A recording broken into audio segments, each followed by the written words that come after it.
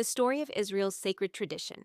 Long before anyone spoke of the Masoretic Text, long before vowels danced above and below Hebrew letters or meticulous notes filled the margins of sacred pages, Israel's scriptures existed only as consonants written on parchment. For generations, the words were read aloud from memory, carried by tradition rather than markings, a living voice sustained by teachers, families, and worship in the synagogue. Yet even in the centuries before the Common Era, Jews copied their scriptures with a seriousness unmatched by any other people of the ancient world. They did not yet have a single standardized text, but they had a deep conviction that the words were holy, and holiness demanded care. As centuries went by, the scriptures circulated in various Hebrew forms. Some scrolls used older spellings, while others adopted newer ones. Some preserved ancient readings, whereas others reflected evolving scribal traditions. When the Dead Sea Scrolls rested in their caves near Qumran, these differences were clearly visible. Manuscripts that closely resembled the later Masoretic Text sat alongside scrolls representing forms that would later only survive in the Greek Septuagint. There was no single master text, only a collection of traditions shaped by geography, custom, and history. Yet, even amid this diversity, many scrolls exhibit a strong Proto-Masoretic tradition, a textual lineage already characterized by conservatism, precision, and resistance to change. It is from this tradition that the Masoretic text would eventually emerge. Then came a pivotal moment. In 70 CE, the Second Temple was destroyed, Jerusalem was set ablaze, and Jewish life was reshaped through exile and diaspora. With the temple no longer standing, the scroll became the primary symbol of Jewish memory. The synagogue replaced the temple, and reading scripture became the central activity of communal life. Amidst this upheaval, the need for a consistent and exact text grew more urgent than ever. Communities scattered throughout the Near East needed to ensure they were reading the same words in Babylon, Galilee, Egypt, and beyond. While this urgency did not lead to the creation of a new canon, the books had already been accepted. It did foster a strong dedication to preserving the precise form of these texts. Over the following centuries, scribal families and scholarly circles in Jewish communities of the Near East became guardians of the sacred text. They memorized its shapes, counted its letters, and passed down its reading traditions. But something else was happening beneath the surface. Hebrew, once the living language of the people, was yielding to Aramaic and later Greek. Children grew up speaking new languages.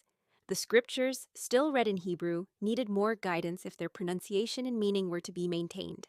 And so, between the 6th and 10th centuries, a group of scholars emerged who would transform the future of the Hebrew Bible forever. They are now called the Masoretes, those who transmitted the tradition. They did not aim to innovate, but to protect, carefully preserving the inherited readings with such precision that their work remains unmatched in the history of textual preservation. Spread across Babylonia, Palestine, and especially in the city of Tiberias by the Sea of Galilee, these scribes developed systems to ensure the accurate pronunciation, musical chanting, accents, and even the layout of the scripture on the page. Their first major contribution was vocalization. Hebrew had been written as a consonant-only script, with vowels supplied from memory, but memory could fail, and dialects varied. To preserve the original reading, the Masoretes created a delicate system of dots and dashes placed above, below, and within the letters, marks that captured the traditional sounds without changing the sacred consonantal text. Then came cantillation marks, symbols that guided the musical chanting of scripture in the synagogue and indicated the grammatical structure of each verse. Through these systems, the Masoretes preserved not only what the text said, but also how it had been read for centuries.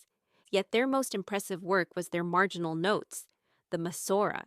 In tiny script crowding the edges of the page, the Masoretes recorded every irregular spelling, every unusual word, and every exceptional grammatical form.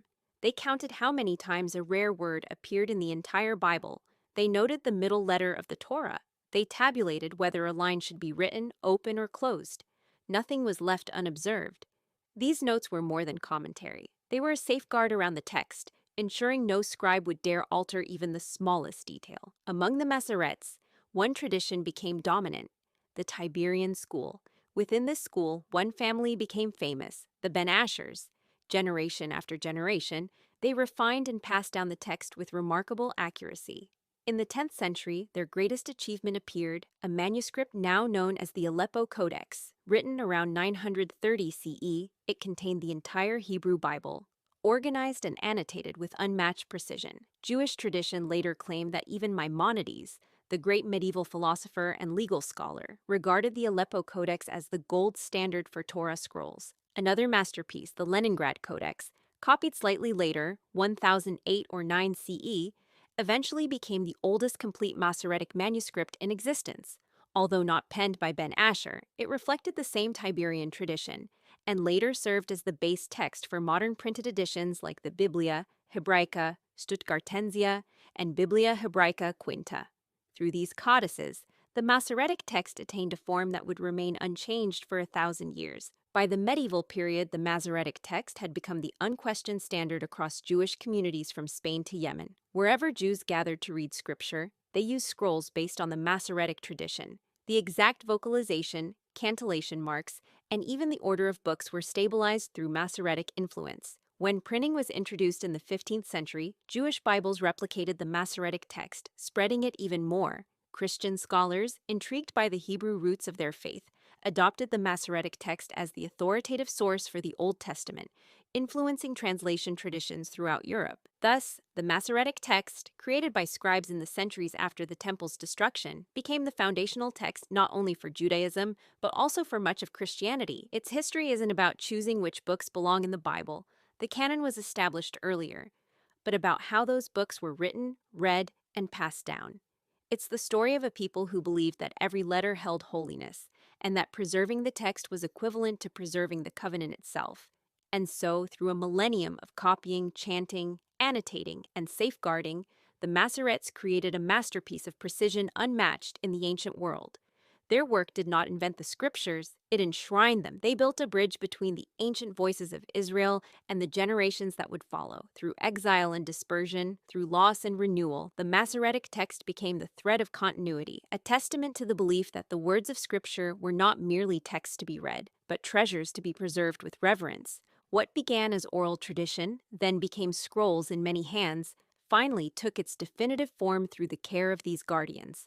And through them, the Hebrew Bible as the world knows it today was born, vocalized, chanted, counted, protected, and handed down from scribe to scribe, community to community, century to century. This is the inheritance that survives in every Torah scroll, every printed Hebrew Bible, every scholarly edition, and every synagogue reading across the world.